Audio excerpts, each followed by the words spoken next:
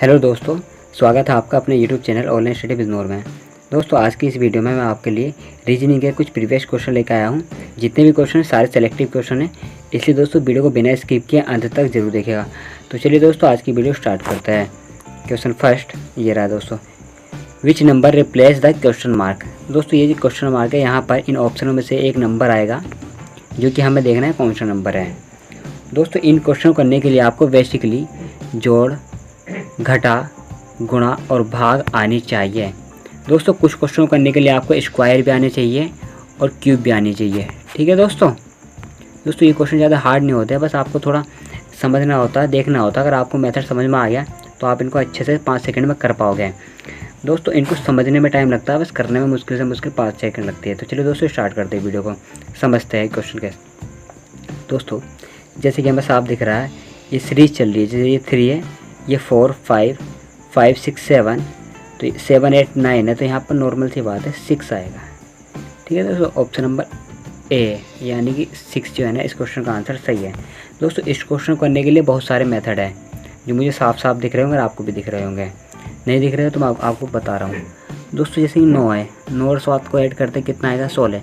16 का आधा कितना आएगा 8, यानी कि इन दोनों को जोड़ रहे हैं, उसका आधा करने पर ऊपर वाली संख्या में प्राप्त हो रही है। 7, 5, 12, 12 का आधा 6, 5, 3, 8, 8 का आधा 4। सेम यही मेथड यहाँ पर भी फॉलो हो रहा। 8, 6, 14, 14 का आधा 7, 6, 4, 10, 10 का आधा 5। तो दोस्तों नॉर्मल सी बात है, इन दोनों का आधा भी यहाँ पर होगा जोड़कर।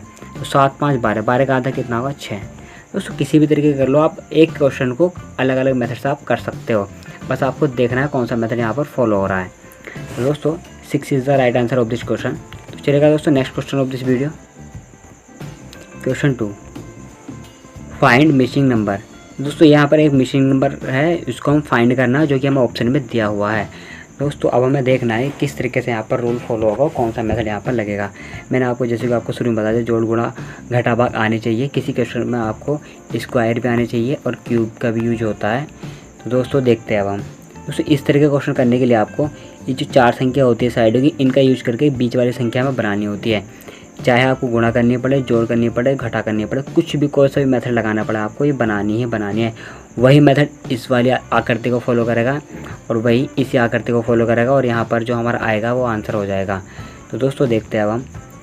दोस्तों देखो बीच में 315 है और साइडों में छोटी छोटी संख्या है। अगर इनको ऐड करोगे तो बीच वाली संख्या प्राप्त नहीं होगी। इनके आपस में मल्टीप्लाई करोगे, मुझे नहीं लगता तो भी संख्या प्राप्त आएगी। तो अब हम देखते हैं, जैसे कि इनके आपस में इनको आपस में जोड़ दो, फिर उसका स्क्वायर करते हैं, तब देखते हैं आ रहा है या नहीं आ रहा है। जैसे कि 6, 4, 10 और 10, 5, 15, 15 का स्क्वायर कितना होता है दोस्तों 225, बट यहाँ पर तो 315 है, ये नहीं आ रहा है। तो कुछ और अलग मेथड देखते हैं हम। जैसे दोस्तों मुझे लगता है इनका क्यूब कर लो, 3, 3, 9, 27, अलग अलग क्यूब करके ऐड कर दो। 2 दूनी 4, दूनी 8, 6 का कितना होता है 216 और 4 का कितना होता है 64। ठीक है, इन सबको ऐड करो।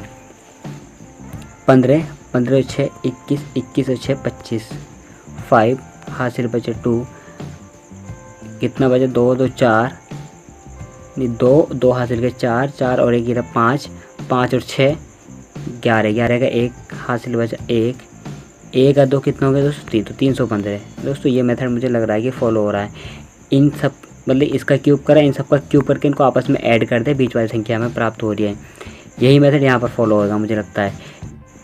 दोस्तों 11 का 13, 31, 7 का 343, जबकि 6 का 216 और 8 का कितना होता है दोस्तों 512।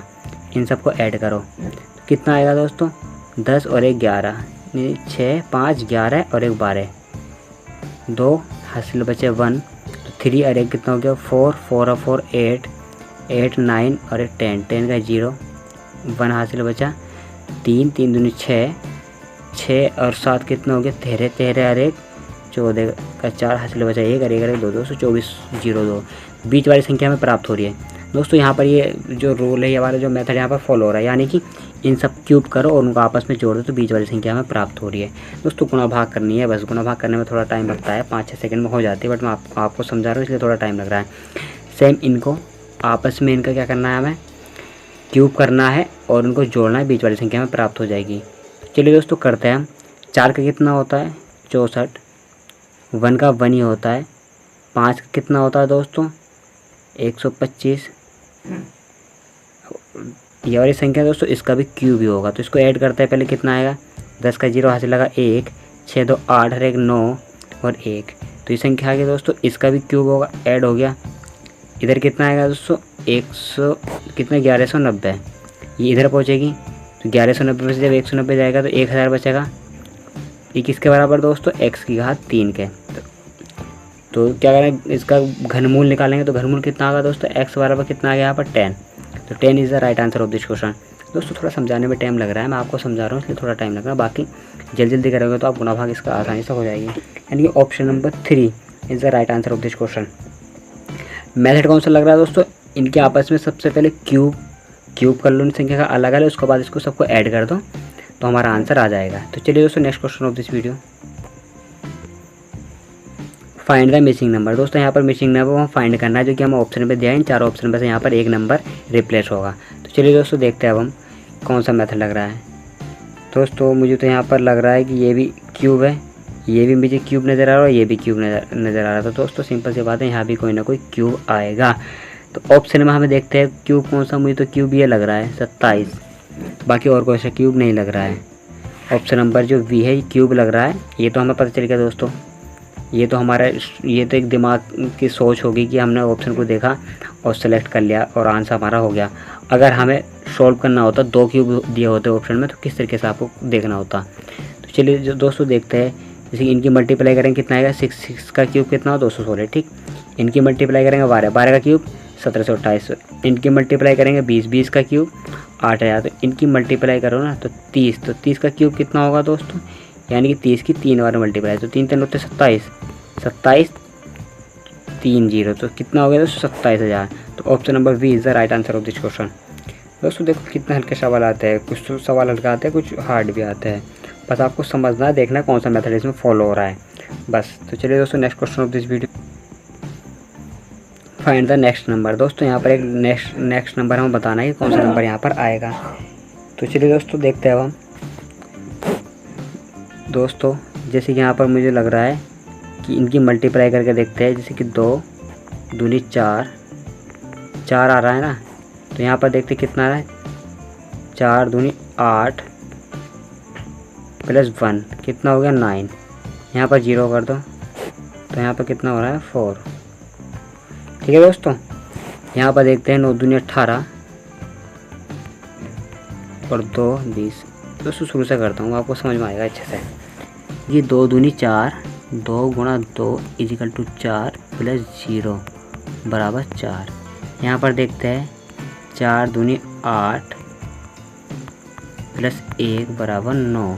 यहाँ पर देखते हैं 9 दूनी 18 प्लस 2 बराबर 20, यानी कि 2 से मल्टीप्लाई हो रही है। जैसे यहाँ पर आ रही है, उसके बाद फिर 0 ऐड हुआ, 1 ऐड हुआ, फिर 2 ऐड हुआ, फिर 3 ऐड होना चाहिए 2 से मल्टीप्लाई करके। तो यहाँ पर 20 दूनी 40, तो यहाँ तो दोस्तों 3 ऐड करेंगे तो 43, बट यहाँ पर तो 40 है। इसका मतलब ये वाला मेथड यहाँ पर फॉलो नहीं कर रहा है, हमें कोई अलग मेथड लगाना पड़ेगा, हमें खुद सोचना पड़ेगा। दोस्तों देखो इसी तरीके से हमें सोचना होता है, करने को तो मैं आपको एक बार में करके बता दूंगा, बट आपको मैं जो आपकी समझने क्षमता है उसको इंक्रीज कर रहा हूँ। किस तरीके से एक स्टूडेंट सोचता है, मैं उसी तरीके से आपको सोच के बता रहा हूँ, ठीक है दोस्तों, जिससे कि आपकी समझने की क्षमता थोड़ी इंक्रीज हो। दोस्तों मुझे लगता है जैसे कि इनका अंतर कितना है 2 का, यहाँ पर 5 का, यहाँ पर 11 का, यहाँ पर 20 का, 2 5 11 20। यहाँ इनके पास फिर इनका अंतर देखो 3 6 9। तो दोस्तों यहाँ पर हमें दिख रहा है ना, यहाँ पर जो क्रम होता है वो फॉलो हो रहा है, एक श्रेणी क्रम जा रहा है, मतलब कि एक जो है ना क्रम में इंक्रीज हो रहा है। जैसे कि 3 6 9, तो यहाँ पर 12 आएगा, सिंपल सी बात है। तो यहाँ पर दोस्तों अंतर कितना आएगा, तो यहाँ पर आ जाएगा 12 ऐड करेंगे तो 32 आ जाएगा।